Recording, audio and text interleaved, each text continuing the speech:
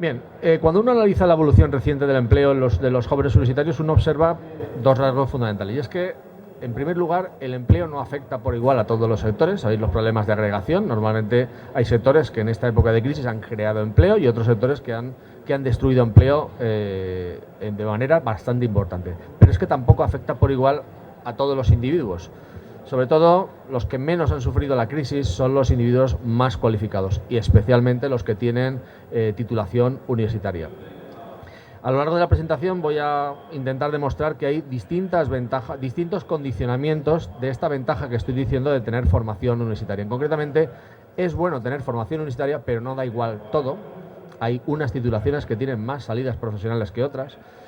Y también depende mucho del entorno. Del entorno me estoy refiriendo, por ejemplo, a la especialización sectorial. Un entorno más favorable, como puede ser el País Vasco, Navarra, Madrid, Cataluña, son entornos más favorables para que un universitario encuentre empleo. También depende del tamaño de las empresas y de las características del mercado laboral, que luego me detendré. Y luego finalizaré con unas breves palancas que deberíamos de tocar para impulsar el empleo universitario. El empleo universitario para fomentar que este proceso de creación de empleo que ya se ha iniciado pues vaya más rápido. Bien, como digo, hay tres problemas que podríamos decir que caracterizan al mercado de trabajo español. En primer lugar, tenemos una altísima tasa de desempleo. Encabezamos en Europa en los países, el grupo de cabeza de países con mayor tasa de desempleo. Tenemos un mercado de trabajo muy temporal, un mercado dual, en donde una parte del mercado de trabajo está en contratación indefinida o fijo, como solemos decir, y otra parte que es temporal. Y luego tenemos un elevado problema de sobrecualificación. Somos líderes en Europa, incluso por delante de Grecia y Portugal, nuestros compañeros de viaje normales en todas las malas variables, en sobrecualificación los superamos. Como digo, el desempleo no afecta por igual a todos los colectivos. Depende mucho del entorno, de las actitudes de los titulados y del tipo de estudios realizados. Aún así, con todo, la crisis ha tenido unas consecuencias muy importantes. En primer lugar, durante la crisis, el único empleo que se ha creado es el empleo cualificado. Tenemos más ocupados universitarios ahora, desde el inicio de la crisis en el año 2007, ahora hay más gente universitaria ocupada que había al principio de la crisis, antes de estallar. Tenemos que, como consecuencia de la crisis, ha habido un cambio en el modelo productivo. Esta estructura productiva, ahora como se ha destruido fundamentalmente el sector de la construcción, pues ahora nuestra estructura productiva es mucho más semejante a la de otros países de nuestro entorno. Y por último, se ha reducido la sobrecualificación. Hemos dicho que éramos líderes, pues ahora se ha reducido la sobrecualificación. ¿Y por qué ha sido esto? Pues fundamentalmente porque nuestros puestos directivos, los puestos directivos que normalmente estaban ocupados mayoritariamente por no universitarios, ahora están siendo sustituidos por universitarios, que están ocupando estos puestos directivos. Por tanto, se ha reducido la sobrecualificación en 2 puntos porcentuales. Bien, algunas cifras. Desde el inicio de la crisis hay 3,8 millones de parados más. 15,2% de los parados son jóvenes. 850.000 jóvenes desempleados. En términos absolutos se suele decir que el joven es el más castigado, cuando realmente el colectivo en términos relativos más castigado es el de 45 y 54 años. Si alguien lo tiene de verdad crudo en esta época de crisis es el desempleado de 45 o 54 años con cargas familiares. La mitad de los desempleados, fijémonos en el global, no solamente en este colectivo, el 49% de los parados tienen estudios solamente obligatorios. Esto es muy malo para encontrar empleo, pues tanto este colectivo es el más castigado porque lo va a tener mucho más difícil. A un joven se le dice, sigue formándote, emprende, vete fuera.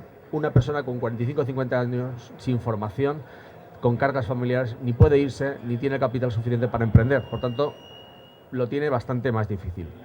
Por cierto, algo que para que os anime, veo muchos jóvenes entre el público, sobre todo en la primera fila. Los jóvenes no son el colectivo, como digo, más castigado por la crisis. Por ejemplo, el número de parados totales se ha triplicado, pero vemos que el número de parados de 16 a 24 años, solo, entre comillas, solamente se ha duplicado, 1,9 veces. Y en cambio el número de parados entre 45 y 51 años se ha multiplicado por 4,3, cifras escandalosas. Evidentemente el coste social es muy importante, se habla de generación perdida y por tanto es algo que habría que atajar, el paro de los jóvenes, el paro juvenil. Tampoco es la tasa de paro de los jóvenes la que más crece, la total se ha triplicado, pero la tasa de paro de los jóvenes solo, entre comillas, de nuevo, se ha multiplicado por 2,4. pero sí es la más elevada, es cierto. Un 68,6% de los jóvenes entre 16 y 19 años están parados, un 50,3% entre los de 20 y 24 años. Pero, como digo, no todos los jóvenes están en la misma situación. Esta es la tasa de paro de los jóvenes totales, no la de los universitarios. Los más formados tienen ventajas significativas en términos de inserción laboral. Fijaros, este gráfico lo he actualizado, está en la tasa de paro. Estos son los datos del año 2007 hasta el último trimestre, hasta el año 2014. No hay nada más reciente, está actualizado desde ayer que lo hice. Antes era todavía más escandaloso, pero ¿qué vemos aquí? Pues que vemos que se han destruido. Aquí tenemos los distintos, en el eje de las X, los distintos niveles de estudio, y vemos que hay 2.861.000 personas paradas más con estudios obligatorios. ¿Y dónde se ha generado empleo? Pues un poquito en los ciclos formativos de grado superior y sobre todo en el caso de los licenciados. Esto habrá que cambiarlo, licenciado y diplomado, y ahora tendrá que ser graduado. Estos son datos, estamos hablando de 280.000 observaciones que salen de la EPA. Por tanto, primer mensaje, los más formados han soportado mucho mejor la crisis. Hay ahora, si vemos aquí, hay casi 500.000, 449.000 licenciados más trabajando en el año 2014 de lo que lo había en el año 2007. Esto es importantísimo. ¿Dónde se ha creado empleo? En los universitarios, sobre todo en los licenciados. En la Comunidad Valenciana sucede lo mismo. Hay 430.000 ocupados menos, pero hay 21.000 ocupados universitarios más que en el año 2007. ¿Vale? Mensaje, yo creo que muy importante. Por tanto, los que mejor han soportado la crisis son los universitarios. Y lo que voy a hacer es mostrar con cifras, pues que tienen más probabilidad de ser activo, tienen más probabilidad de encontrar empleo, tienen más probabilidad, tardan menos tiempo en encontrarlo, tienen más estabilidad laboral, tienen mayores salarios, son más emprendedores, realizan más formación continua, y luego, pues, simplemente que todo esto, que es cierto para el global, pues tenéis que tener en cuenta que depende fundamentalmente del tipo de estudios. No es lo mismo un licenciado en ADE o de Ciencias de la Salud que uno de Filología Árabe, por poner un ejemplo. Depende del entorno. No es lo mismo estar en Badajoz que estar en Madrid.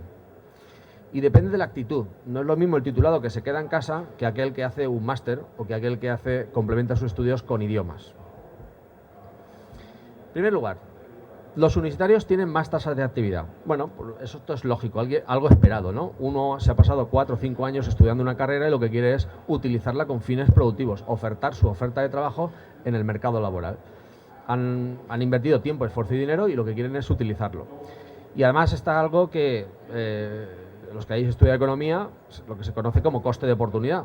Si no trabajas, el salario que estás dejando de percibir es mucho mayor que si no tienes estudios. Por tanto, todo eso incentiva a que la tasa de paro, la tasa de actividad de los universitarios sea más alta. Bueno, aquí tenéis el gráfico, veis la línea de arriba, son las tasas de actividad de los licenciados y los diplomados. La tasa de actividad, la línea de abajo, es la tasa de actividad de los personas, los universitarios, las personas que tienen hasta estudios obligatorios.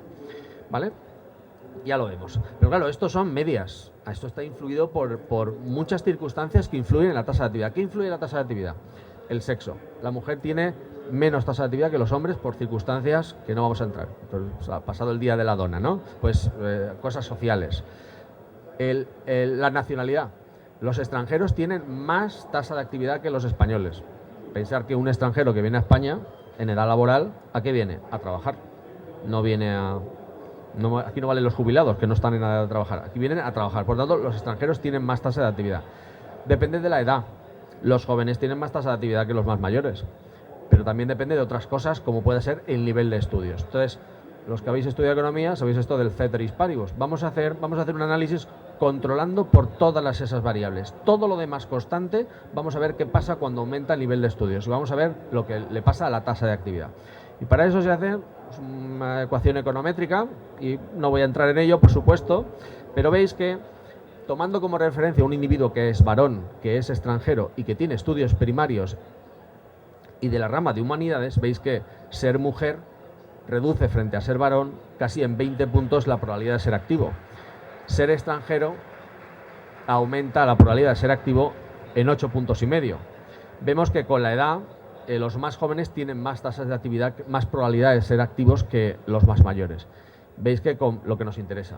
Conforme aumenta el nivel de estudios, aumenta la probabilidad de ser activo. Por ejemplo, un licenciado tiene 18,3 puntos más de probabilidad de ser activo que uno que tiene estudios primarios. Y luego fijaros lo importante de las ramas de estudio, las ramas de enseñanza. Esto de aquí. El colectivo de referencia es una persona de la rama de humanidades. Todas las columnas son positivas, que implica que todos tienen más probabilidad de ser activos que uno de humanidades.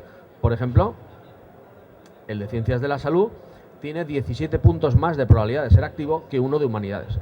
Pero el de enseñanzas técnicas, el de ciencias jurídicas, el de ciencias experimentales. Todos tienen más tasa de actividad que los de humanidades.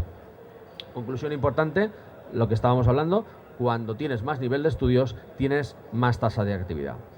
Tasa de paro, sucede lo mismo. Los universitarios son más empleables. Aprendemos competencias genéricas y específicas. Uno cuando acaba la carrera muchas veces dice, no sé nada, no sabes nada, pero o puedes trabajar en una industria cárnica y te despiden y pasas inmediatamente a una de automoción con un breve espacio de tiempo de acondicionamiento. Lo aprendes enseguida. En la universidad has aprendido cosas que se denominan competencias genéricas. Por ejemplo, a los de asesores fiscales que tenemos aquí, que nos sponsorizan esta charla, les gustaría que salieran de la carrera perfectamente para trabajar en una asesoría fiscal. Pero claro, eso sería muy arriesgado porque estarías especializando demasiado al universitario. Igual lo que interesa es que sepa mucho y que en un breve espacio de tiempo se adapte. Bueno, pues esto, la formación que han recibido les hace más empleables y los empleadores saben de esa característica y por tanto además tienen más movilidad geográfica y funcional, más funcionales, que puedes hacer varias cosas diferentes y sobre todo tienes más predisposición a desplazarse. Esto es así, los universitarios tienen más predisposición a desplazarse, por eso también su tasa de paro es más baja. Por tanto son más empleables. No me detengo más en esto. ¿Veis este gráfico que dice mucho? Son las tasas de paro por niveles de estudio. La línea de abajo, por supuesto, es la tasa de paro de los licenciados. No solamente tiene una tasa de paro más baja que el resto, sino que además es más estable. En épocas de crisis crece menos. Yo recuerdo titulares de la tasa de paro de los licenciados se ha duplicado. Ya, pero es que la de los otros colectivos se ha triplicado, se ha multiplicado por 4. Es más estable, es decir, tener una titulación universitaria es como un seguro frente al desempleo. Pero volvamos a lo de antes. La tasa de actividad la tasa de paro no solo depende del nivel de estudios, depende del sexo, de la nacionalidad, del tipo de estudios, de la edad. Vamos a hacer el mismo análisis que antes. Cuando lo hacemos vemos que, fijaros qué impresionante, un licenciado, dejando las otras columnas sin comentar, un licenciado tiene 20 puntos más de probabilidad de ser activo, de estar ocupado, que uno que no tiene estudios. Y luego veis las columnas de la derecha.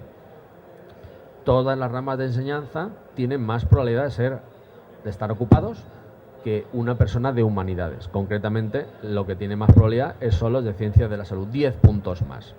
Por tanto, otra conclusión. En el gráfico de antes lo veíamos, pero aquí además lo vemos manteniendo todo constante. Cuando aumenta el nivel de estudios, aumenta la probabilidad de que un individuo esté ocupado. También tarda menos tiempo en encontrar empleo. Esto es un gráfico para todas las universidades españolas, pero los universitarios permanecen menos tiempo, están en menos ocasiones desempleados y sus empleos son más estables. ¿Por qué? Porque también son más activos en el proceso de búsqueda.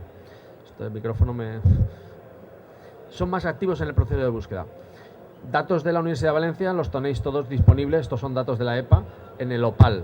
Si entráis en el OPAL, en la web de la Universidad de Valencia, veréis que, por ejemplo, los titulados de ADE y de Economía, el 82% encuentran trabajo durante la carrera o antes de pasar 6 meses después de finalizar sus estudios. Esto es algo constatado empíricamente. Voy rápido. Estabilidad laboral. Los universitarios tienen empleos más estables.